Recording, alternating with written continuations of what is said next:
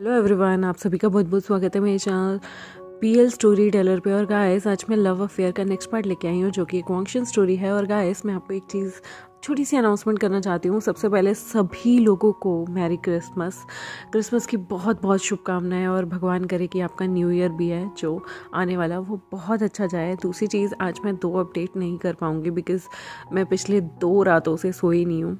तो मुझे नहीं पता, मुझे अप्रोक्स 48 आवर्स हो चुके हैं, मैं जागी भी हूँ और मैं सोई नहीं हूँ। मैं वर्क करते करते बहुत ज़्यादा थक गई हूँ।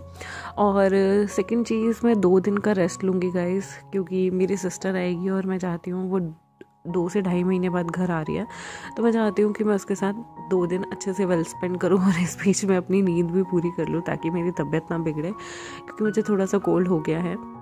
तो चलिए, आपका टाइम वेस्ट ना करते हुए और बहुत बहुत बहुत बहुत शुभकामनाएं देते हुए आपको क्रिसमस की, चलिए आज के प्रोग्राम को हम शुरू करते हैं। विंग और लवांग जी, ये दोनों एक ऐसे नाम हैं जो कभी एक दूसरे से जुदा नहीं हो सकते। लेकिन गाइस, आप में से जिन्होंने दूसरी नॉवेल्स नहीं पढ़ी हैं और उनके लीड को आप नहीं जानते हैं, तो मैं आपको रिकमेंड करूँगी कि आप पहले 3 से 4 या 5 चैप्टर अपना टाइम निकाल के अगर उन नॉवेल्स को पढ़ लें, यानी कि जो भी मैंने एक्सप्लेन किया है उसको सुन लें, तो आपको आइडिया हो जाएगा कि वो टीचर्स कौन हैं, क्या है, उनका बैकग्राउंड क्या है। मैंने अपने चैनल पे उनकी हाफ स्टोरीज़ जो हैं वो शेयर की हुई हैं।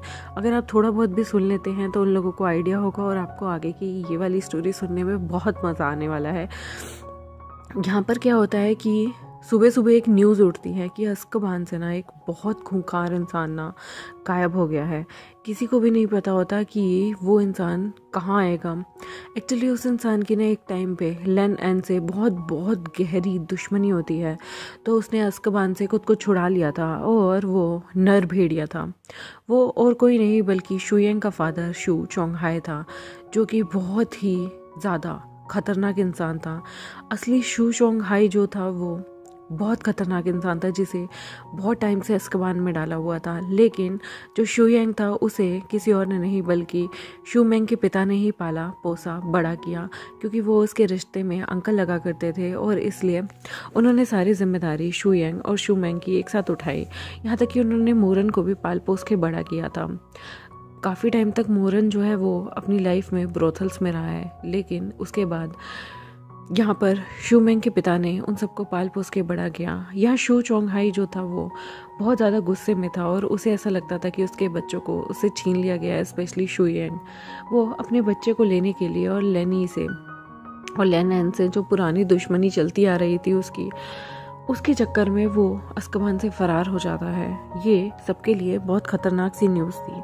जब सुबह ये सारे बच्चे इकट्ठे होते हैं अपना ब्रेकफास्ट करने के लिए, तब ये न्यूज़ जो थी वो आग की तरह सबके बीच उड़ जाती है। यहाँ पर शुयेंग शुमेंग थोड़े से डर जाते हैं, क्योंकि शू चोंगहाई जो था वो बहुत ही ज़्यादा खतरनाक इंसान था और वो किसी को भी किसी भी प्रकार का नुकसान पहुंचा सकता था। यहाँ पर शुयेंग डरा हुआ था कि अगर उसके फादर को पता चला कि वो इस स्कूल में आया है जहाँ पर उनकी लेनी, लेनन और लेनचरन से, इन तीनों से इतनी गहरी दुश्मनी है ना, क्योंकि कभी वो इस स्कूल में टीचर हुआ करता था, लेकिन वो डार्क विजार्ड्स को ज़्यादा पूछता था और वो आगे चल के नरभक्षियों के भी ग्रुप में आ गया था और वो आगे चल के जो ये दम पिशाच होते हैं इन्हें भी ज्वाइन कर चुका था।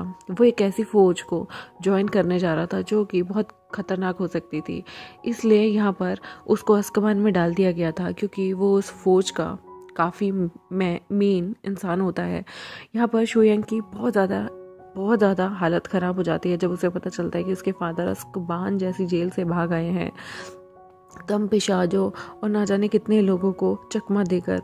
यहाँ पर शू चोंगहाई जो होता है ना, उसने अपना रूप बदल लिया था और वो सबके बीच में अपना रूप बदल के एज अ स्टूडेंट दाखिल होता है।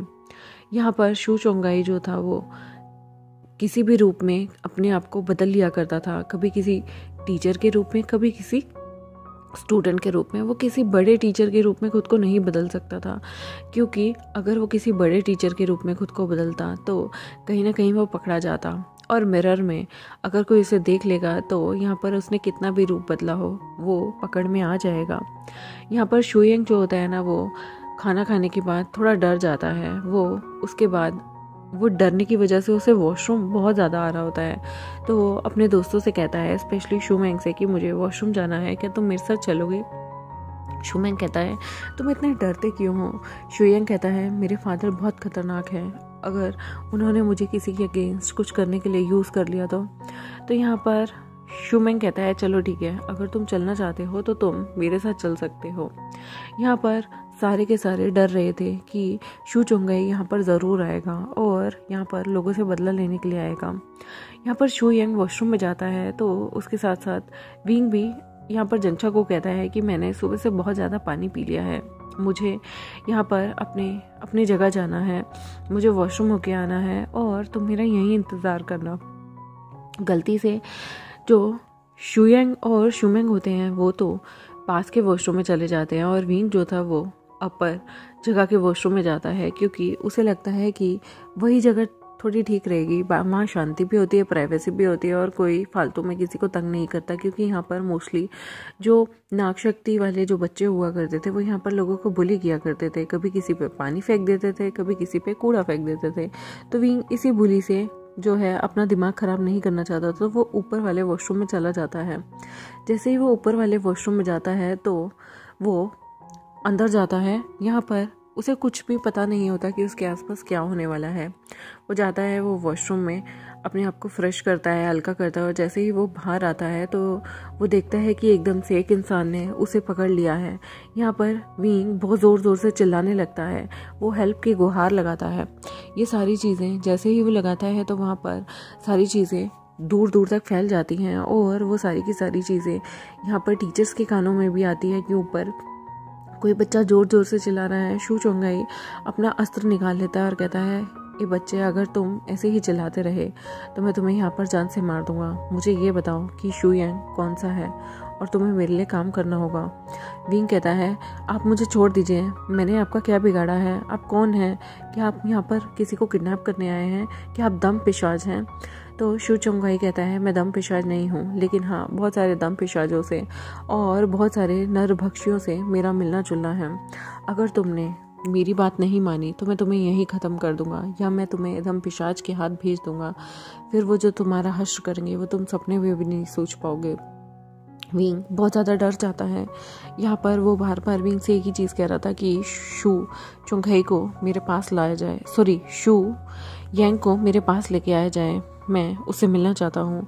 विंग यहाँ पर अपने किसी भी दोस्त को खतरे में नहीं डालना चाहता था और वो जानता भी नहीं था ये सामने वाला इंसान अगर शू यंग को बुला रहा है तो उसके साथ क्या करेगा, क्योंकि वो नहीं जानता था ये कौन है क्या है, उसे इतनी ज़्यादा हिस्ट्री भी नहीं पता थी। और यहाँ पर वो शुयंग को लाने से मना कर देता है। विंग यहाँ पर कहता है, मुझे पता ही नहीं कि शुयंग कौन है। तो यहाँ पर जो शू चुंगई होता है वो विंग को कहता है, तुम तो फिर तो यूजलेस निकले, तुम्हें यार का क्या फ़ायदा, यहाँ पर रखना तो तुम्हें मौत से दावत देने जैसा ही है। वो यहाँ पर विंग को जो है उस पर जादू की छड़ी घुमाता है और उसे मारने के लिए अपना अस्त्र निकालता है। लेकिन जैसे ही वो ये काम कर रहा होता है तभी पीछे से फटाफट से चू वेनिंग आ जाता है और चू वेनिंग यहाँ पर अपनी जो उसकी विलो वाइन्स होती हैं उस गोल्डन विलो वाइन से यहाँ पर शू चुंगई को पकड़ के रख लेता है। यहाँ पर दूसरी जगह से वांगची आता है और वांगची अपने बिचन को लेके आता है और वो ग्यूचिन से यहाँ पर शू चुंगई को इमॉर्टल केबल में बांध देता है। यहाँ पर वो विंग से कहता है, विंग तुम ठीक तो हो ना? विंग जो कि डर गया था वो जाकर फटाफट से वांगची के गले लग जाता है और उसकी लाल आंखें देखकर वो डर जाता है। यहाँ पर विंग कहता है, शिजुन आप आ गए, मुझे सच में यकीन नहीं हो रहा आप आ गए। यहाँ पर शू चुंगई ने सच में विंग के इतनी बुरी तरीके से गले को पकड़ा था कि उसके गले पे काफ़ी ज़्यादा निशान आ गए थे। जो लवांगची देखता है, लवांगची को बहुत गुस्सा आता है कि शू चुंगई ने इतनी बुरी हरकतें की हैं। उसे बहुत ज़्यादा गुस्सा आता है कि उसने एक छोटे बच्चे को, एक 14 साल के बच्चे को अपने जो है ढाल के रूप में ही इस्तेमाल किया और उसे मारना चाहा। यहाँ पर लवांगची जो है वो चू वेनिंग को बुरी तरह से जो हमारा शू चुंगई था उसे प्रताड़ना देने के लिए बोलता है। यहाँ पर उसे लिटरली बहुत गुस्सा आता है कि शू चुंगई ने विंग के ऊपर हिम्मत भी कैसे की इसे मारने की। शू चुंगई जो कि विंग को जानता भी नहीं था, उसका कोई विंग से लेना देना ही नहीं था, वो तो यहाँ शू यंग को लेने आया था, वो अपने बेटे को अपने साथ ले जाना चाहता था। वो बिल्कुल नहीं चाहता था उसका भाई जिसने उसे पकड़वाया है और जिन लैंस ने मिलकर उसे पकड़ा है उन लोगों के इर्द गिर्द उसका बेटा रहे। यहाँ पर शू चोंगई को वापस से बांध बूंद कर मिनिस्ट्री के हवाले कर दिया जाता है। विंग इस इंसिडेंट से थोड़ा सा डर जाता है। वो अभी भी तब वांगची से बहुत बुरी तरह से चिपका हुआ था। वांगची विंग को बड़े प्यार से उसके सिर को हाथ लगाते हैं, उसके सिर को मसलते हैं, लेकिन विंग अभी भी उसे लेट गो नहीं करता, जाने नहीं देता। वांगची बड़े प्यार से विंग को हक करे रखते हैं। वो विंग को इसी कंडीशन में गोदी में उठा के अपने क्वार्टर में ले जाते हैं। पहली बार विंग ने अपने शिजुन का क्वार्टर देखा था। वो एक छोटे बच्चे की तरह बिल्कुल जिद में वांगची को छोड़ने से बिल्कुल मना ही कर देता है, क्योंकि उसके मन में खौफ बैठ गया था। अगर यहाँ पर टाइम से चू वेनिंग और लवांगची नहीं आए होते तो यहाँ पर ये बैड एस जो शू चोंगई है वो विंग को मार चुका होता। विंग का डर देखने के बाद विंग को एकदम से बहुत तेज फीवर भी आ जाता है, क्योंकि उसने कभी उम्मीद नहीं की थी कि इतनी छोटी सी उम्र पे उस पर हमला हो जाएगा। और यहाँ पर किसी को ये नहीं पता था कि शू चोंगई ने जब अपने हाथों से विंग का गला पकड़ा तो उसने विंग की कुछ नसें ऐसे दबा दी थी जिसकी वजह से उसकी बॉडी में वीकनेस थी और उसकी बॉडी जो थी वो उसकी जो कोर थी उससे बिल्कुल भी उसके साथ संतुलन नहीं बना पा रही थी, जिसकी वजह से विंग के शरीर में बहुत ज़्यादा कमज़ोरी आती है और वो डरने लगता है। यहाँ पर फिर टीचर आते हैं और यहाँ पर जब शू चोंगई को इन्होंने मिनिस्ट्री के हवाले कर दिया होता है तो लुओ बिंगे और वाचंग भी देखने आते हैं। वाचंग जब विंग को देखता है तो वो समझ जाता है कि विंग की 2 नसें दबाई गई हैं। वो यहाँ पर लवांगची को विंग को छोड़ने के लिए कहता है, लेकिन विंग 1 मिनट के लिए भी वांगची की वेस्ट को बहुत पकड़े हुए रहता है और उसे छोड़ने के लिए बिल्कुल भी राज़ी नहीं होता।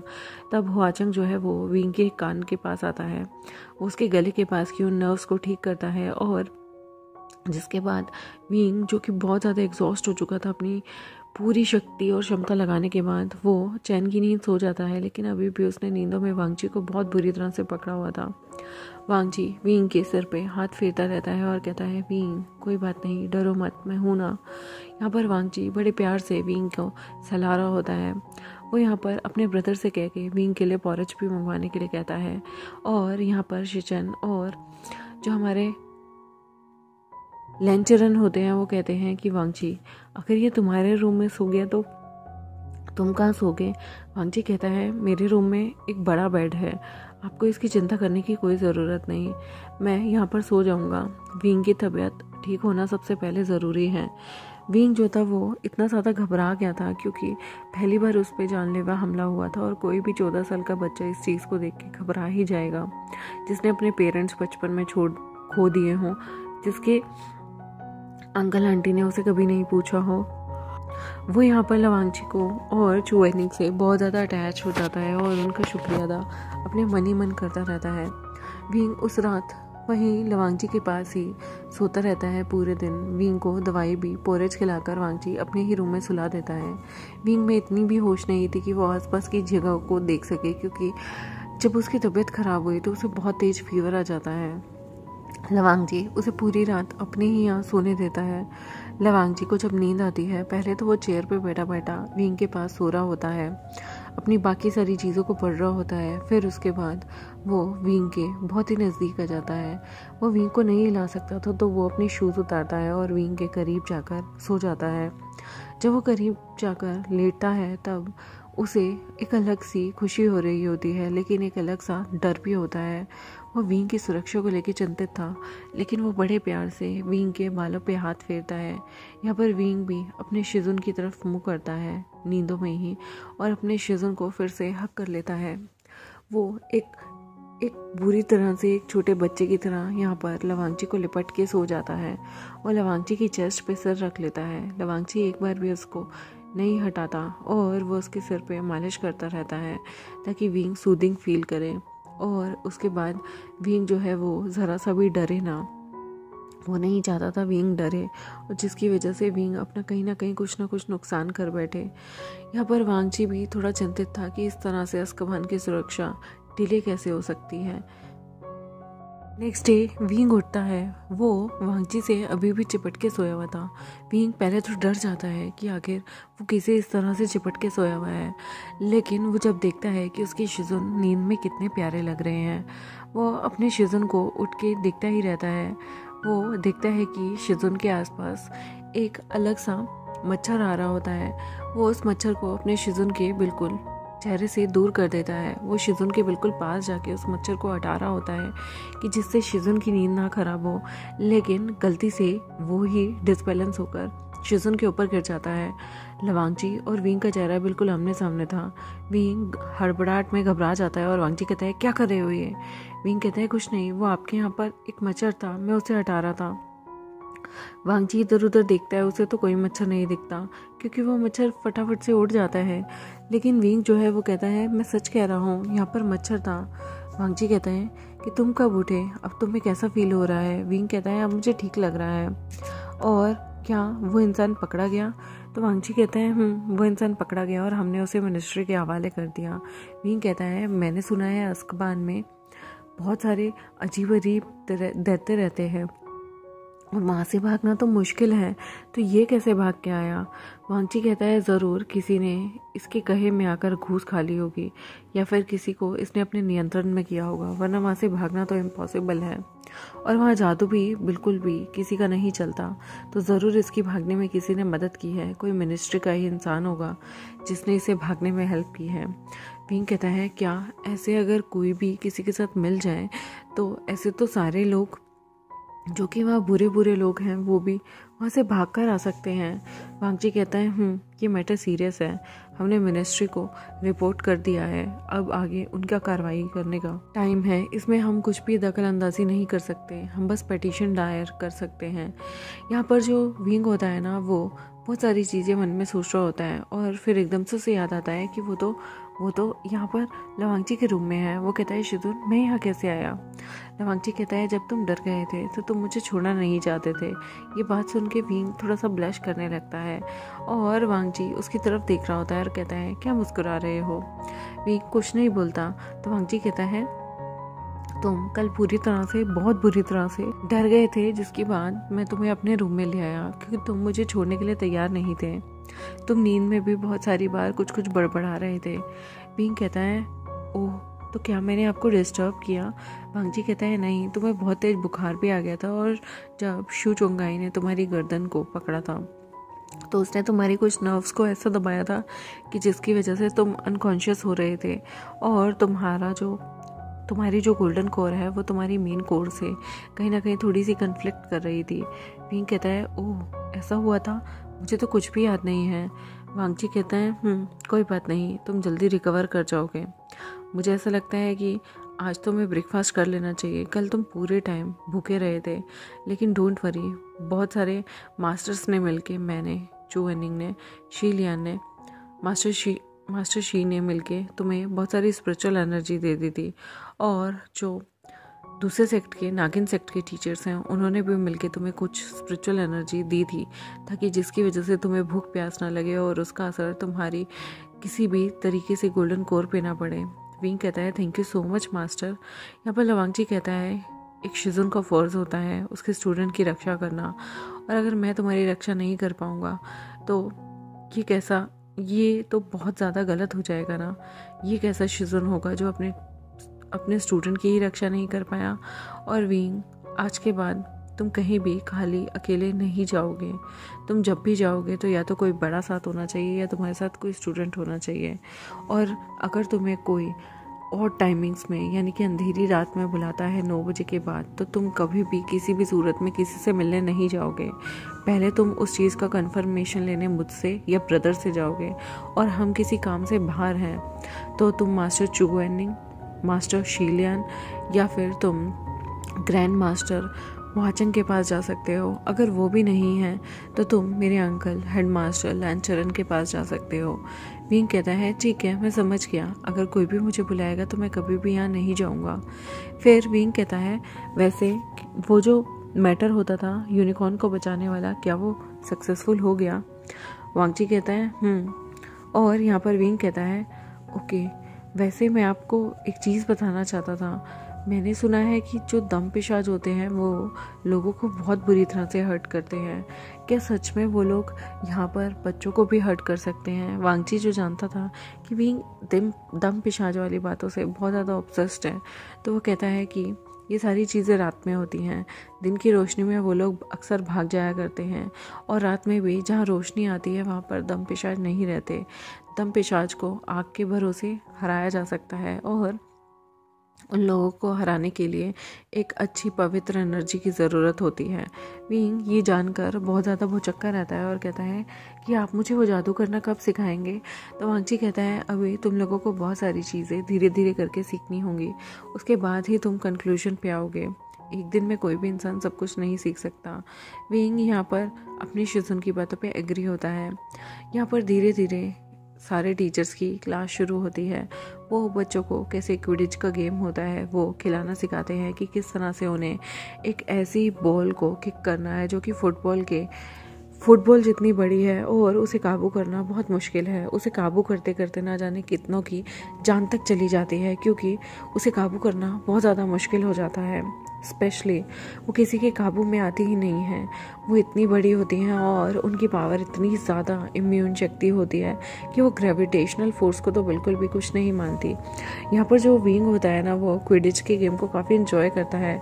वो अपनी आध्यात्मिक ऊर्जा को यूज़ करके यहाँ पर उस क्विडिच के गेम को, यानी कि उस बड़ी सी बॉल को अपने अंदर समाने की कोशिश करता है। वहाँ पर बहुत बड़े बड़े पोल लगे हुए थे कि आपको ओपोनेंट के वहाँ जाकर उसका गोल करना है। यहाँ पर सारे बच्चे काफ़ी अच्छा खेल रहे थे, लेकिन वेंस की आदत हमेशा से गई नहीं थी चीटिंग करना।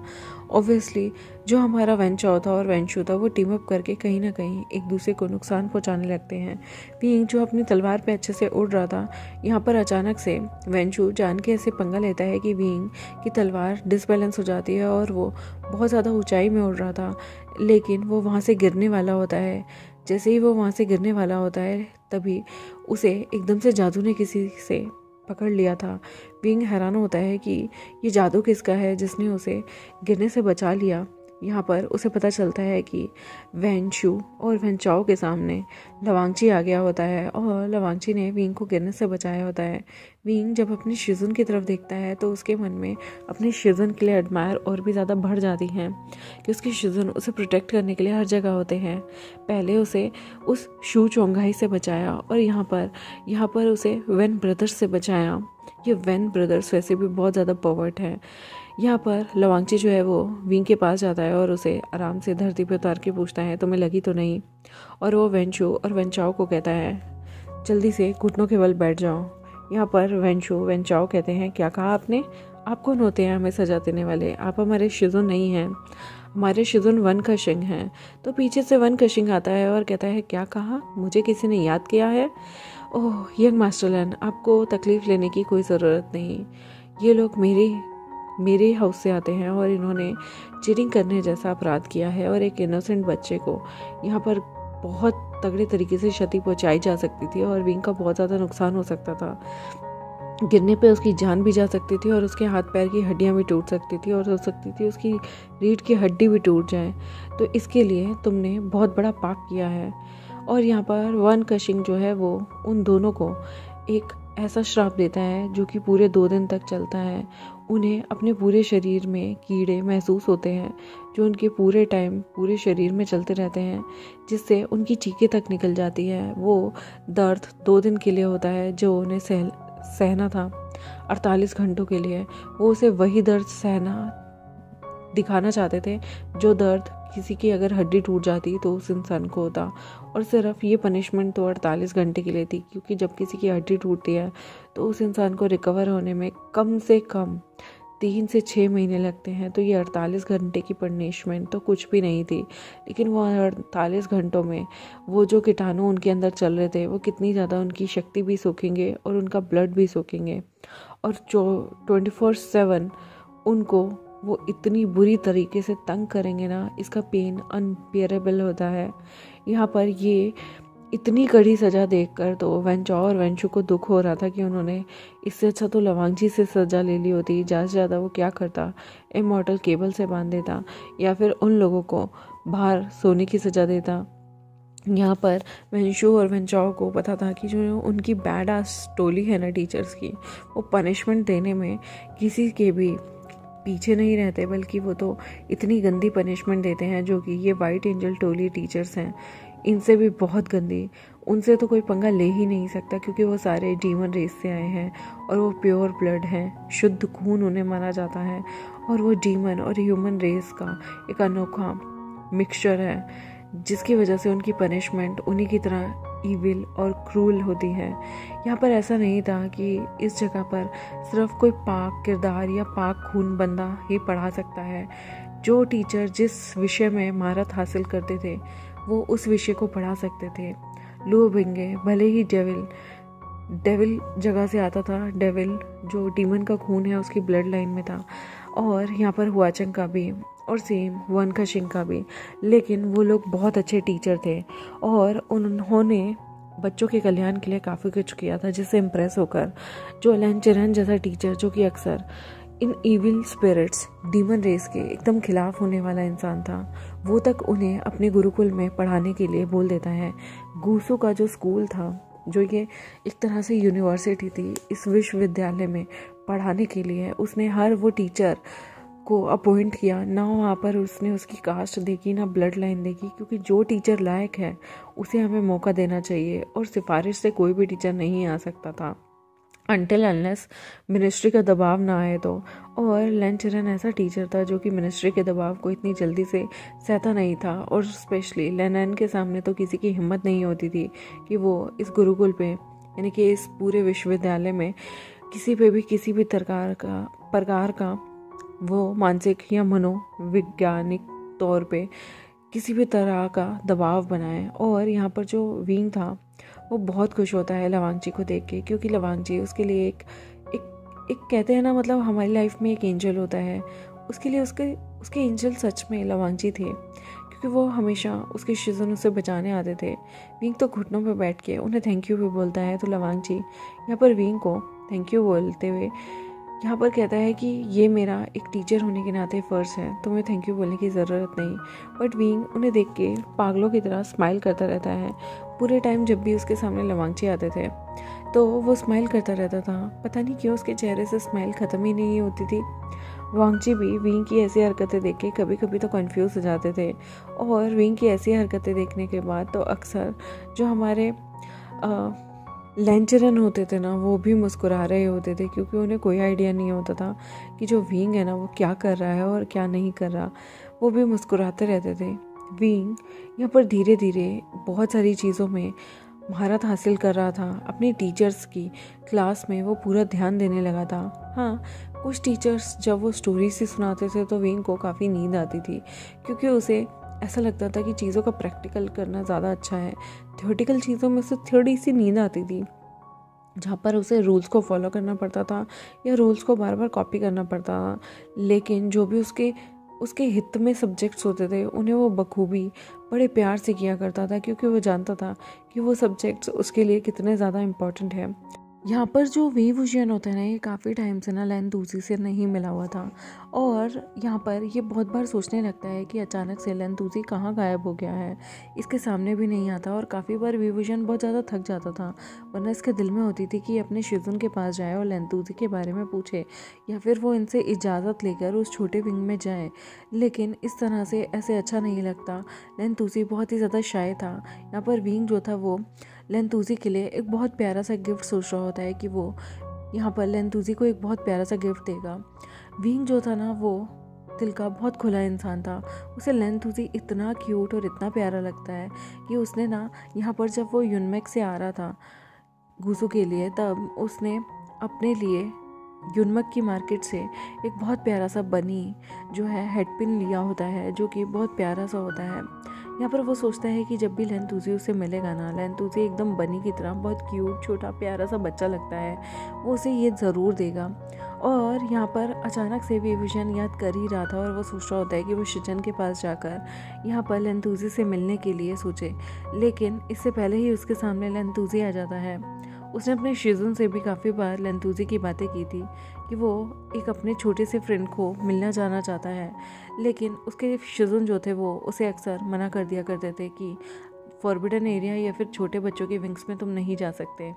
तो अपने शिजुन की आज्ञा को वो कैसे टाल सकता था, तो इसलिए विभूषण कभी नहीं जाता। या जैसे उसे लैन तुझे मिलता है तो सबसे पहले तो वो उसकी चीक्स खींचता है और उसके बाद उनके चीक्स पे, दोनों चीक्स पे क्यूट क्यूट सी पप्पी देता है और उसके बाद वो लैन तुझी की नोज़ भी छेड़ता है। लैन तुझी यहाँ पर कहता है, क्या कर रहे हो यंग मास्टर वे, ये अच्छा नहीं लगता, आप मेरे मार्शल ब्रदर हैं। तो यहाँ पर बड़े प्यार से विभूषण कहता है, वी को बोलो ना वी का। यहाँ पर वो जान के लैन तुझी से मज़े करने लगता है और उसके बाद वो लैन तुझी को अपना सीक्रेट वाला बड़ा टेस्टी सा जो है कैंडी का पैकेट दे देता है। लैन तुझी मना कर रहा होता है, लेकिन तभी भी विभूषण उसके हाथ में पकड़ा देता है और कहता है, तुम वहाँ पर खूब सारा खाना और अपने दोस्तों को भी खिलाना, और ये मेरी फेवरेट वाली कैंडी है, देख लो, ये मैंने जंगचा को भी नहीं दी, ये मैं तुम्हें दे रहा हूँ क्योंकि तुम मुझे सबसे प्यारे लगते हो इस पूरी जहान में, यहाँ पर सबसे प्यारे मुझे तुम लगते हो और मैं तुम्हें एक गिफ्ट देना चाहता हूँ। लैन तुझी यहाँ पर विंग को देखता रह जाता है। विंग कहता है, ये लो। लैन तुझी को उसने पिन गिफ्ट की थी। लैन तुझी मना करता है, मैं नहीं ले सकता। तो विंग यहाँ पर उसके हाथ से लेकर उसके बालों में लगा देता है और कहता है, ये तुम पे कितनी प्यारी जच रही है। जब भी मैं तुम्हें, पता है, तुम्हें देखता हूँ ना, मुझे ऐसा लगता है जैसे मैं किसी खरगोश को देख रहा हूँ, और वैसे भी तुम्हारा नाम तूजी है, तूजी खरगोश को ही बोला जाता है और तुम सच में खरगोश जैसे ही लगते हो। लैन तुझी, तुम कितने क्यूट हो। वो यहाँ पर बड़े प्यार से कुछ मुझे मुश करने लगता है वह लैन तुझी को। लैन तुझी कहता है, मार्शल ब्रदर, आप ये क्या कर रहे हैं, बिल्कुल अच्छा नहीं लगता, मुझे बिल्कुल पसंद नहीं कोई मेरे चीक्स को छेड़े। यहाँ पर विंग फिर भी उसे अपनी गोद में ले लेता है और कहता है, अच्छा ये बताओ, इतने दिन तुम मुझसे मिलने क्यों नहीं आए थे। तो लैन तुझी यहाँ पर बहाने बनाने लगता है कि वो अपने काम में बिजी था, उसकी परीक्षाएं चल रही थी। विंग कहता है, ओह, तो परीक्षाओं में तुम्हारा अच्छा नाम आया ना। लैन तुझी कहता है, तभी विभूषण कहता है, तो अच्छी बात है, चलो इसी बहाने तुमने अगर परीक्षा में अच्छा परिणाम लिया है तो तुम्हारे लिए मैंने गिफ्ट भी ले लिया, देखा तुम्हारे वीगो कितने अच्छे हैं, चलो बोलो ना वीगो, प्लीज़ बोलो ना। तो यहाँ पर लैन तुझी हार कर बोल ही देता है वीगो। यहाँ पर वो बड़े प्यार से जैसे ही वीगो बोलता है, विंग फिर से उसके मुंह में कैंडी ठूस देता है और वो उसे ये पैकेट छुप कर ले जाने के लिए भी बोलता है। बहुत सारी चीज़ें फॉरबिडन थी, लेकिन एक बच्चे के लिए क्या चीज़ें फॉरबिडन होंगी। अगर उसको खाना पीना ही मना कर दिया जाए तो वो बच्चे का बचपन ही अधूरा रह जाएगा। तो विंग इस बच्चे को हर चीज़ उस बच्चे को मिले और वो उसके लिए बड़ा प्यारा सा गिफ्ट भी लेके आया हुआ था। वो उसके बालों में उस पिन को लगा देता है। यहाँ पर लैन तुझी उसे बहुत क्यूट लगता है उस बनी हेयर पिन में, और वो उसे कहता है, इसे संभाल के रखना लिटिल मॉन्स्टर, वरना अगर तुमने इसे खो दिया ना तो देखना मेरे से बुरा कोई भी नहीं होगा। यहाँ पर वो उसे कहता है, अच्छा अब तुम जाओ, मुझे भी ना मेरे अभ्यास करने हैं, मैंने सुना है कि बहुत जल्दी परीक्षाएं शुरू हो जाएंगी, मुझे उसमें फ़ेल नहीं होना। लैन तुझी भी यहाँ पर हमारे विंग से बड़े प्यार से अलविदा लेता है। यहाँ पर विंग सोचता है, ये कितना प्यारा बच्चा है जो मेरा दिल लगाए रखता है, और स्पेशली जब ये मुझे वी गगा बोलने से बहुत ज़्यादा शर्माता है तो इससे बुलवाने में कितना मज़ा आता है ना। सच में वो किसी बच्चे को बुली नहीं करना चाहता था, लेकिन विंग को लैन तुझी सच में बहुत प्यारा लगने लगा था, और वो अपने डिसाइपल, अपने से छोटों का किस तरह से ख्याल रख सकता था। अभी तक दुनिया उसे एक केयरलेस इंसान मानती आई थी, लेकिन वो पढ़ाई में जिस तरह की डेडिकेशन दिखा रहा था और जिस तरह से वो लैन तुझी का ख्याल रखता था, लिटरली वो एक जिम्मेदार इंसान वाकई में ही था। आई होप गाइस आपको आज का पार्ट अच्छा लगा हो। आज के पार्ट में हमने वांगशन को बहुत अच्छे तरीके से दिखाया है, क्योंकि अभी विंग जो है 14 साल का है, तो उसमें मैं लव स्टोरी नहीं घुसा सकती। कॉमन सेंस होता है कि छोटे बच्चे के साथ मैं किसी की लव स्टोरी नहीं दिखा सकती, लेकिन हाँ, इन दोनों के बीच में एक शिजुन और एक टीचर वाला, मतलब एक स्टूडेंट और टीचर वाला काफ़ी अच्छा बॉन्ड है, और ये बात तय है कि वांगजी को विंग एक ख़ास नज़रिए से पसंद है, लेकिन वो प्यार है या नहीं ये फ्यूचर में पता चलेगा। और गाइस आई होप आपको आज का पार्ट अच्छा लगा हो। मेरे चैनल को सब्सक्राइब, वीडियोस को लाइक, बेल आइकन को प्रेस कर देना गाइस। और मैंने कल 2 एपिसोड शेयर कर दिए थे, क्योंकि इसे जो है सेव करने में ही, एडिट करने में ही मेरे पसीने छूट गए थे। 8-8 घंटे से मैं लगी हुई थी, बट आई डोंट नो क्या प्रॉब्लम आ रही है, सेव नहीं हो पा रहा था, फिर अपडेट नहीं हो पा रहा था। तो मैं कोशिश करूँगी कि अगर 26-27 की मैंने छुट्टी ना ली हो तो मैं अपडेट कर दूँगी, वरना मैं आपको पहले ही बता के चल रही हूँ कि हो सकता है मैं 26-27 तारीख की छुट्टी लूँ। तो thank you very much guys, मिलते हैं नेक्स्ट एपिसोड में, तब तक के लिए बाय बाय।